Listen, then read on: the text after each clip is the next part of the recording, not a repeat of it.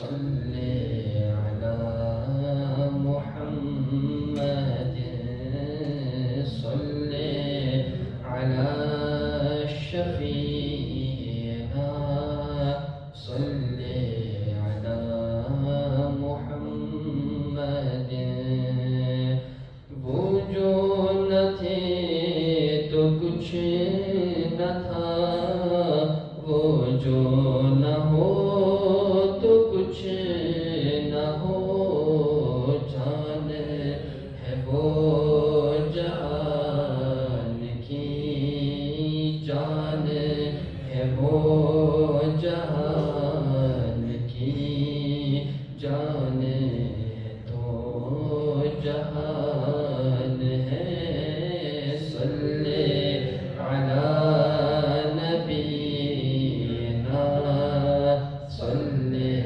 अला मुहम्मदिन सल्लल्लाहु अलैहि वसल्लम. All praise be to Allah subhanahu wa ta'ala, who is the creator, the nourisher, the cherisher of the entire universe. Thousands of peace, blessings, salutations, salawat, salam be upon the most noble and beloved of Allah subhanahu wa ta'ala, the essence, the base, the reason, the purpose of the creation of Allah subhanahu wa ta'ala, Janab Ahmad Mujtaba Muhammad Mustafa sallallahu ta'ala alayhi wa sallam. Alhamdulillah, we thank Allah subhanahu wa ta'ala for granting us the first Jumu'ah of this auspicious month, the month of Allah subhanahu wa ta'ala. Today, alhamdulillah, it is the 6th of Ramadan al-Mubarak, and very soon the first Ashara, the first 10 days are going to leave us. Nabi sallallahu alayhi wa sallam, when he speaks about Ramadan, Nabi sallallahu alayhi wa sallam mentions summary of your hadith that the first 10 days are the days of mercy, the second 10 days are the days of forgiveness, and the third 10 days are the days of freedom from the fire of Jahannam. So these are the days of mercy which we are enjoying, and the next 4 days, these days are going to leave us. The whole month is the month of mercy, but in these 10 days especially, a person gets the divine mercy of Allah subhanahu wa ta'ala. One hadith I'm going to repeat many a times in this month of Ramadan. Inshallah, at the end of the Bayaan, if I get a chance, I will mention the hadith with regards to Ramadan, what Nabi sallallahu alayhi wa sallam makes in the dua which was made for the people in the month of Ramadan al-Mubarak. Alhamdulillah, there are many fortunate personalities from our Muslimin who are enjoying these beautiful moments in the company of the beloved of Allah subhanahu wa ta'ala. We make dua, may Allah subhanahu wa ta'ala, through the wasila and the sadaqah of those fortunate people, may Allah take us inshallah with our parents, with our Murshid Kareem, in the court of his beloved Rasul sallallahu ta'ala alayhi wa sallam. Sayyidina Musa ala nabina wa alayhi salatu wa salam is a very great Nabi of Allah subhanahu wa ta'ala. And Musa alayhi salam's cousin, Musa alayhi salam's uncle Yashar, his son, his name was Qarun. And he was a very great Qari of the Torah. Great Qari of the Torah. And Allah Ta'ala bestowed upon him lots of knowledge, lots of wisdom, and lots of wealth also. Qarun had so much wealth, Allah Ta'ala says, وَآتَيْنَاهُ مِنَ الْكُنُوزِ مَا إِنَّ مَفَاتِحَهُ لَتَنُوءُ بِالْعُصْبَةِ أُولِي الْقُوَّةِ. Somebody that Qarun, Allah Ta'ala has granted him so much treasures that the keys to the treasures of Qarun used to be carried by a large group of people. When Qarun used to walk, then behind him there used to be donkeys. And lots of donkeys behind him, and those donkeys only used to carry the keys to the treasures of Qarun. Not the treasures, the keys to his treasures. You have a safe, and in that safe you keep lots of wealth, your property papers, your wealth, your diamonds, your jewelry, everything. and for that safe you have one key. Am I right? You open that safe and everything is in that safe. You keep one key. If you have two safes, you have two keys. If someone has donkeys behind him who carries only the keys to his treasures, then how much treasures he has in the court of Allah that Allah subhanahu wa ta'ala has beloved Rasul sallallahu alayhi wa sallam knows. That's how much treasures he had. The hukum was given to Musa alayhi salam that, oh Musa, tell the people, tell Bani Israel to pay Zakaat, to pay an amount from their wealth in the path of Allah subhanahu wa ta'ala. So Musa alayhi salam spoke to Qarun that you also must pay Zakat, you need to pay Zakat. Qarun agreed. Remember, he was a Qari of the Holy Quran. He was a person with wisdom, with knowledge, and the cousin of Musa alayhi salam. So he agreed. He said, oh Musa, for every 1,000, I will give one in the path of Allah subhanahu wa ta'ala. In other words, if I have 1,000 sheep, one sheep I will give in the path of Allah. 1,000 goats, one goat I'll give in the path of Allah. 1,000 bulls, one bull I'll give in the path of Allah. 1,000 rands, 1,000 dirhams, 1,000 dinar, one I'll give in the path of Allah Ta'ala. From every 1,000, I'll give one. Musa Islam agreed. He said, okay, no problem, that much you must give. So Qarun went and he calculated all his treasures. The amount became a big amount because his treasures were so much. So although it was one from every 1,000, but the amount was so huge that now Qarun started becoming double-minded. He said, no, so much wealth I must give in the path of Allah. So he had a plan.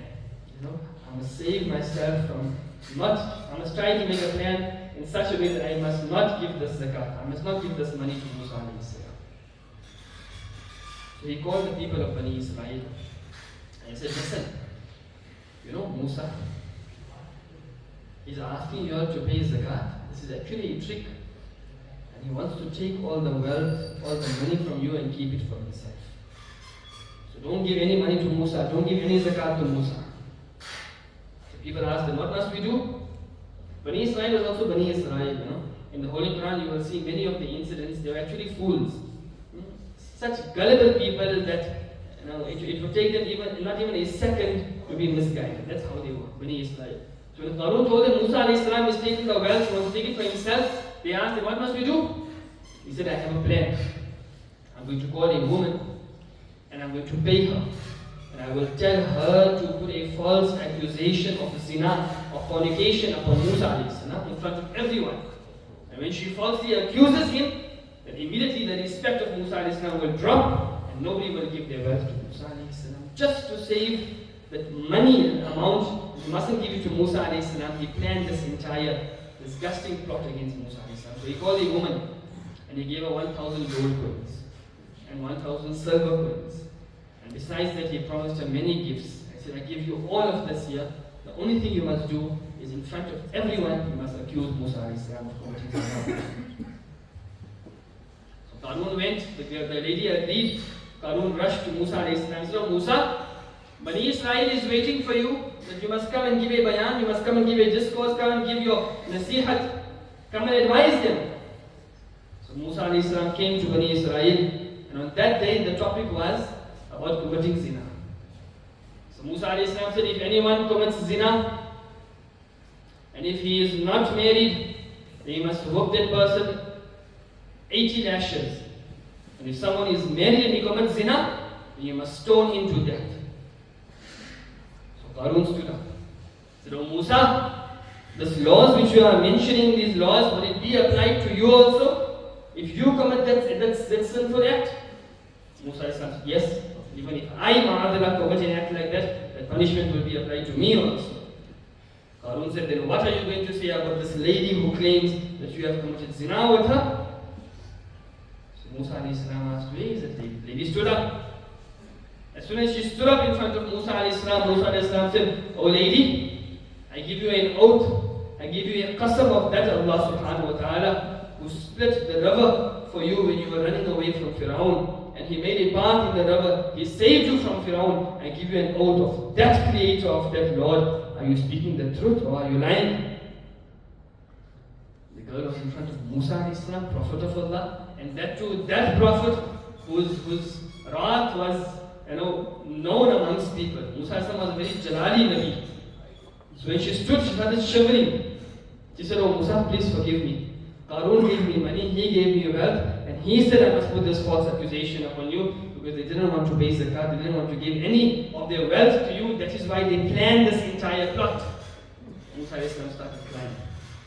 He said, "Ya Allah, it is your karam, and I thank you that you have protected me. You have kept me under your mercy and under your blessings." Then Musa made dua and said, "Ya Allah, this Qarun caused hurt, caused taklif, caused grief to your Nabi, to Musa. And Ya Allah, shower your wrath upon Qarun."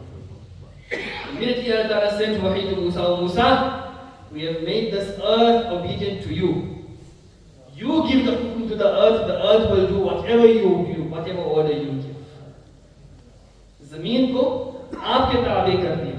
We have made this earth obedient to you. You give hukum, the earth will do whatever you want to do." The earth said, Musa said, "Oh earth, seize Qarun and catch him and take him inside." So Qarun started sinking into the ground. He sank up to his knees and he started crying. He said, "Oh Musa, please forgive me. What I did was wrong. I wasn't supposed to do it." Musa said, "Oh earth, sink more. Take Qarun inside." Qarun went more until his waist, and eventually his whole body went inside the ground. Allah says, فَخَسَفْنَا بِهِ وَبِدَارِهِ الْأَرْضِ. Allah speaks about this in Surah Qasas. That Qarun went.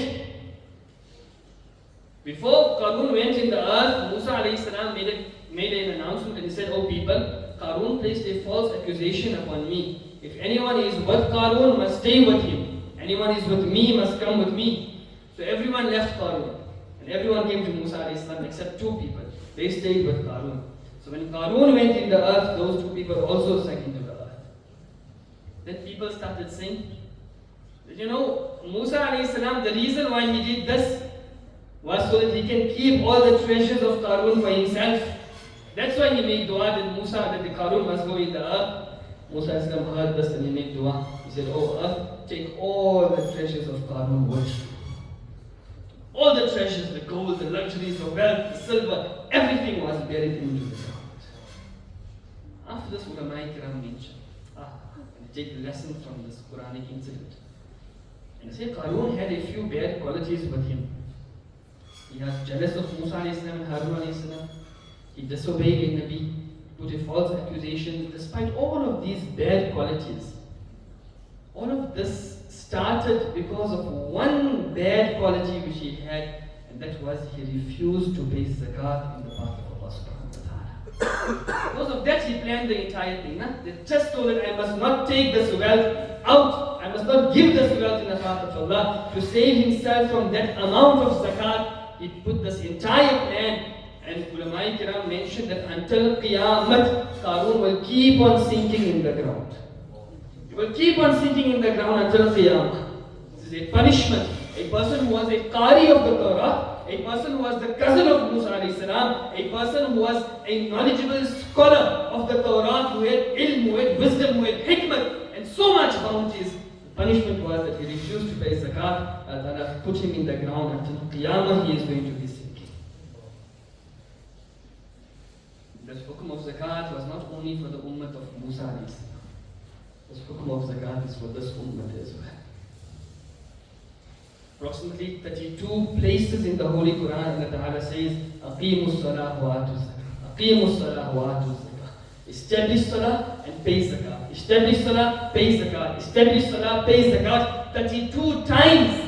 32 martaba Quran ye hukum diya hai Quran Majid mein. Allah Ta'ala emphasized on this 32 times in the Holy Quran that pay zakat, pay zakat, pay zakat, pay zakat. This shows what a great ibadat this is in the court of Allah subhanahu wa ta'ala. See, Islam is all about purification. Nabi Sallallahu says, "Inna Allah ta'ala tayyib." Allah Ta'ala is pure, He is pak, and He loves pure things. Islam is all about purification. When you have impurity on your clothes, what you do? You wash it and make it pak. You have impurity on your body, you wash it, you make it pak. You go and relieve yourself, you wash yourself, make istinja, make yourself pak. When your heart is dirty, you clean your heart by making the zikr of Allah subhanahu wa ta'ala. When your body is dirty, you clean your heart by coming in the court of Allah subhanahu wa ta'ala. For everything, Islam has kept a purification, a taharat, a way of cleansing everything, a way of cleansing your body, a way of cleansing your heart, a way of cleansing your mind by reciting the Quran, a way of cleansing everything. And Islam said, if you want to clean your wealth, then take out the zakat and give in the path of Allah subhanahu wa ta'ala. The zakat literally means purify. And because this wealth purifies what? Anyone knows? What does this wealth to take out zakat, what does it purify? Anyone, what does it purify? Loudly. What does it purify? MashaAllah. Maybe someone will say it purifies your heart, purifies your body. Yes, it purifies all of that. But this zakat actually purifies your wealth. Cleans your wealth. You will say, Munasab, how is that possible? I said, my Nabi sallallahu alayhi wa sallam has mentioned this. Nabi sallallahu alayhi wa sallam says, Subhanallah, Abu Dawud Sharif, he says, Inna Allah lam yafridi zakata illa liyutayyiba ma baqiya min amwalikum. This is the only reason Allah Ta'ala made zakat farz upon you, is so that through that zakat you can clean all your wealth. And when a person doesn't dispense that zakat, he doesn't take out that zakat, then the dirty wealth remains with the wealth. And what happens when you put a rotten tomato in a box of tomatoes?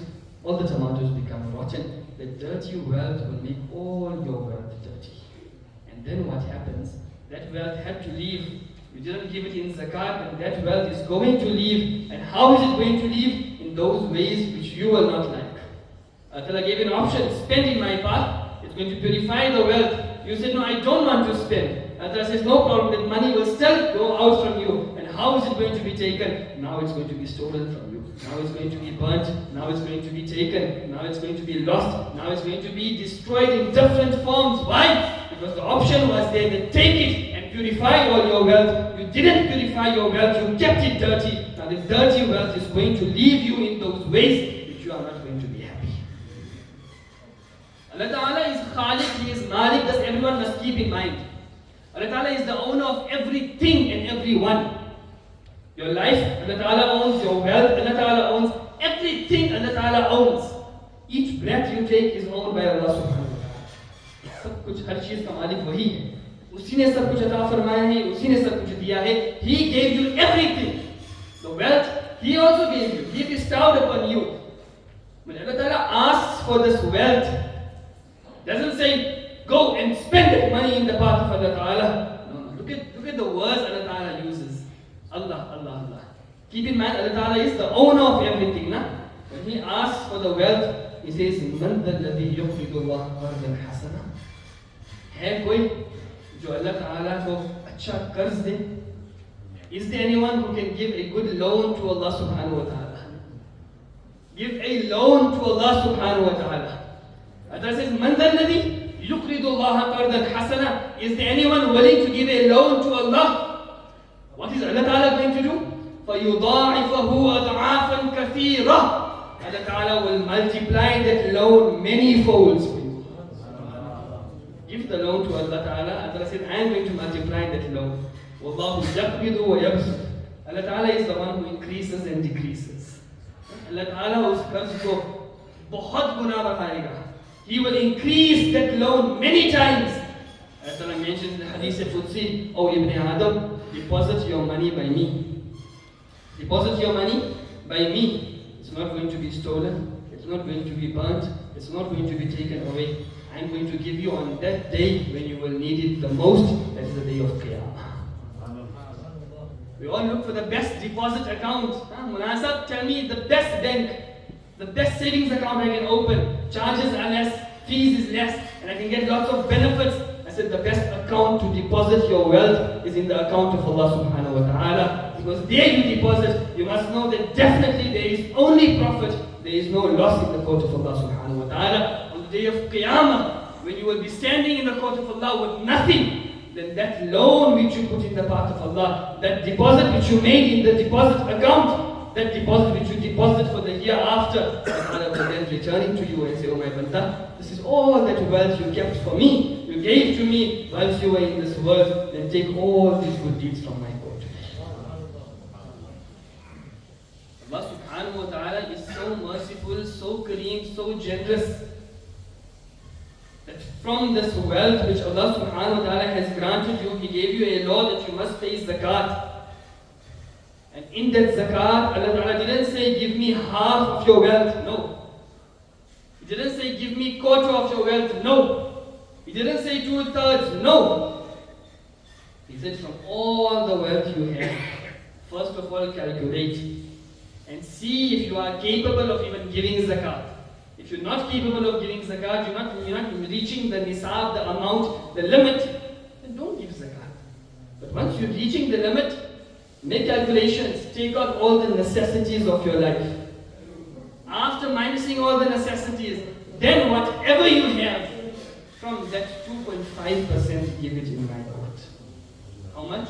2.5%, the 40th part of your wealth, give in the path of Allah subhanahu wa ta'ala. In other words, someone has so much savings, he took out all his necessary, his zururiyat zindagi, his necessary expenses, he took it out and he said, Master, I have 100,000. From that 100,000, Allah doesn't say give 75, give 50, give 25. Allah says from that 100,000, give 2,500 in the path of Allah ta'ala. The rest, 97,500 is yours. Do whatever you want to do with it. The 2.5% give in the path of Allah subhanahu wa ta'ala. Hadith of Sahih Muslim, Sayyidina Abu Hurairah mentions this. And you will see the blessings of zakat with this. Sayyidina Abu Hurairah says there was a person in the jungle. Muslim Sharif Hadith, no? This person was in the jungle and all of a sudden he saw a cloud. And he heard a voice, that the voice was telling the cloud that go and shower rain upon so and so area, so and so field. So this cloud moved and it went and it started raining. So this person said, I followed the cloud to see where is the cloud going. I heard the voice. So I followed the cloud and I saw that the cloud started showering rain upon a place which was very rocky, a rocky surface. And the rain poured only in that area. The rain was pouring. And it says on that rocky surface there was an outlet in which water was going through a pathway in some other place. So it says I followed that path. That where is this water going? It says I followed and I reached a place and there was a nice beautiful garden. And a person was there looking after the garden. He was watering the plants and taking care of his garden. And this water which was coming from the path, he was using that water and watering the plants in his garden. So he says, I was in the jungle and the hukum was given to the cloud that go and rain on so and so place. The rain showered at that area. From that area the water came and it ended up in this person's garden.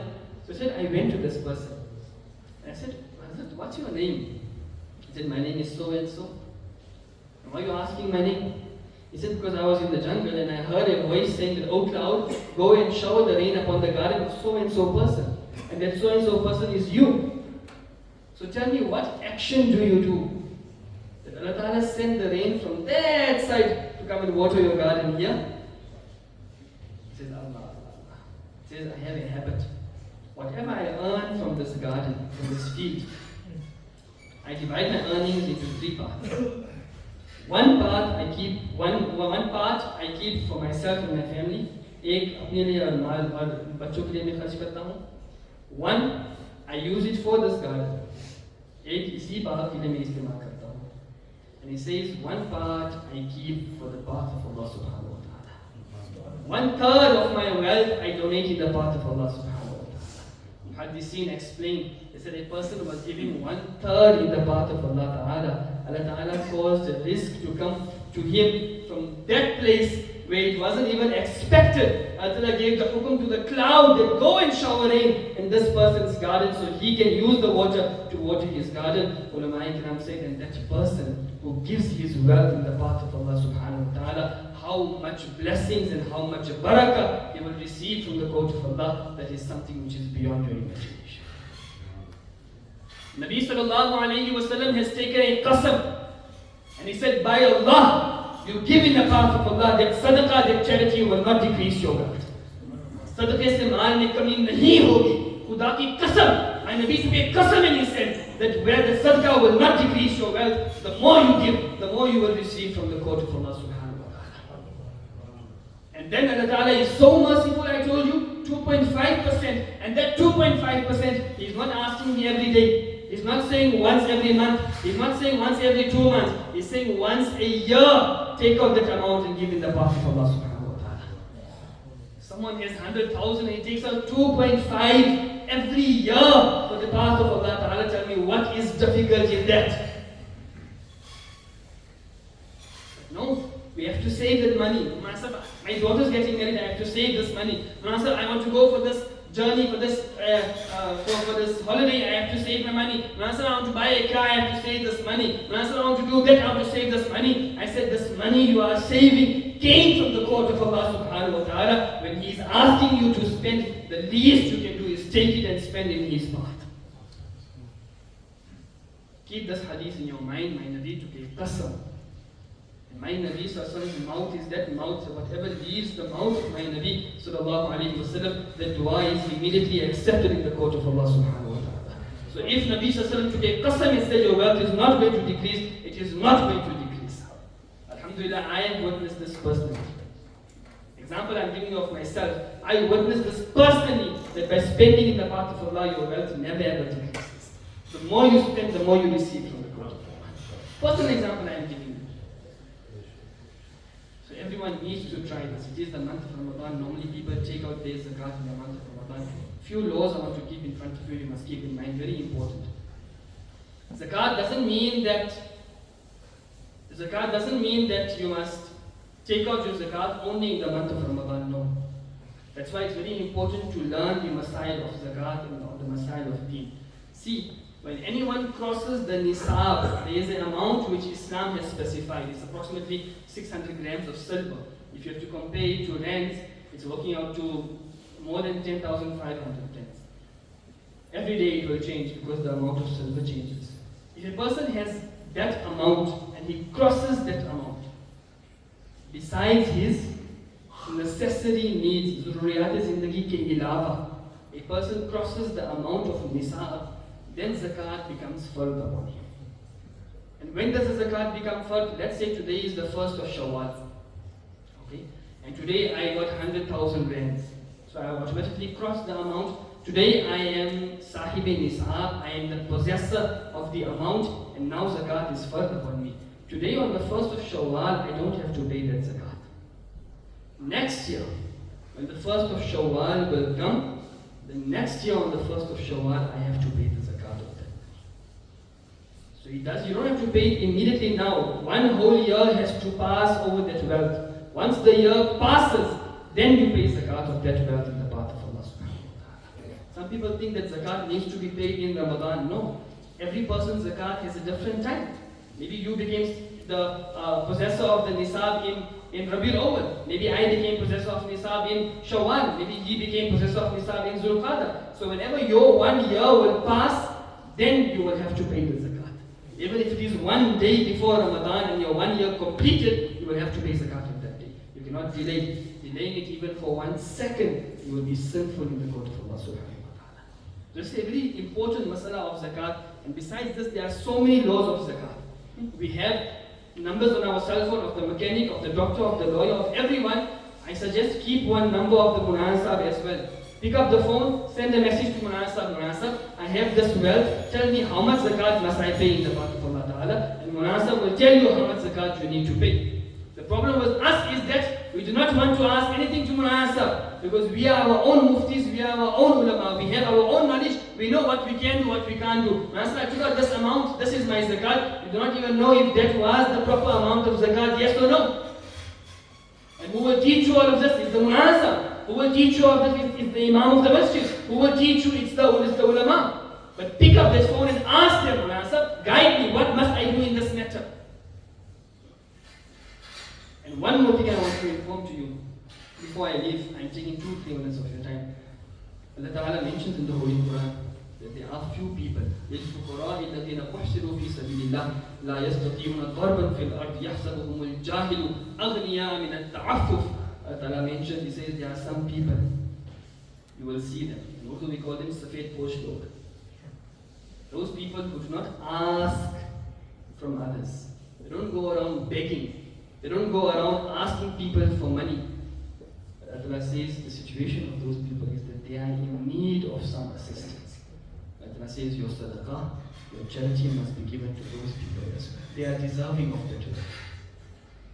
I ask you to look around, look in your area, look at the house next to you, look at your neighbor, look at your family members, look at your brother, look at your sister, and ask yourself that is my brother, is my sister, is my relative, is my neighbor, is my friend in need of any assistance? There is no use that you're giving millions of rand to the masjid, millions of rand to the musalla, to the darul ulum, to the madrasa, and your relatives do not have the assistance. Islam said, no. The people who are more deserving are first those who are around you. Yes, then you must give to the other people who are further, then give to the masjid, then give to the madrasa, but first look at the people around you. You are having the best iftar, and your neighbor is having iftar with khajur and water only. Tell me, doesn't his children also have the desire that we must have a good iftar today? You are having the best sahari, and your neighbor is having nothing for sahari, only bread and water and khajur. Doesn't your heart feel that I must send something to his house as well? You are living in an area, the muazzin in your masjid, the caretaker in your masjid. Go and look at them. Go and ask them, Nasab, how are you living? Muazzin has 5 children, 4 children, salary is little. Ask him how is he surviving. The caretaker of the masjid who comes every day, sweeps the carpets, look after the masjid, make sure the gate is locked, the gate is open. Ask him, how are you surviving? Take something and put it in his hand. Take something, put in his pocket. Allah says, these are the people who don't ask you for anything, but they deserve it, they need it, and you are the ones who must go and give them even though they're not asking. They are the people, Safed Posh Log. It's not necessary if anyone asks me, then only I'm going to give. No, the beauty is you're going and giving everyone, whether they ask you or they don't ask you. If they are in need, you must go and give them. So one intention I normally make, and I ask everyone to make the intention that in Ramadan, those who have the ability and capacity, take the charge or take the responsibility of giving iftari in one household. How many people are in a house? 4, 5, 6, 7, 10 people in a house now. Take a responsibility in the month of Ramadan every day. In this house, I'm going to give iftar, inshallah. Khajur, water, some savories, whatever it is, for the whole month of Ramadan, I'm going to look after this one house. Tell me if 100 people take the responsibilities of 100 houses, that will be 100 happy people in the month of Ramadan.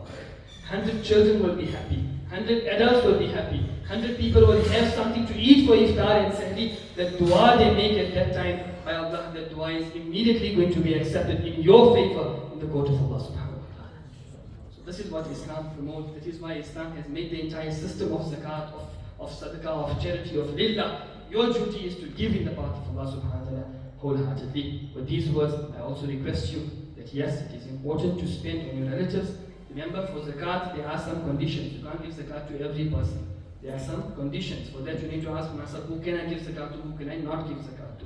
But Islam has given you all of these laws. At the same time, Islam has also commanded you to support your masjid, to support the Islamic center in your area. This is your masjid, this is your center. Alhamdulillah, whatever you will be donating, your sadaqah, your lillah, inshallah azza wa jal, it will be utilized for the masjid, for the affairs related to the masjid. I request one and all that when you are taking out your sadaqah and your lillah in this month of Ramadan, please keep the masjid in your mind as well and donate in the path of Allah Ta'ala.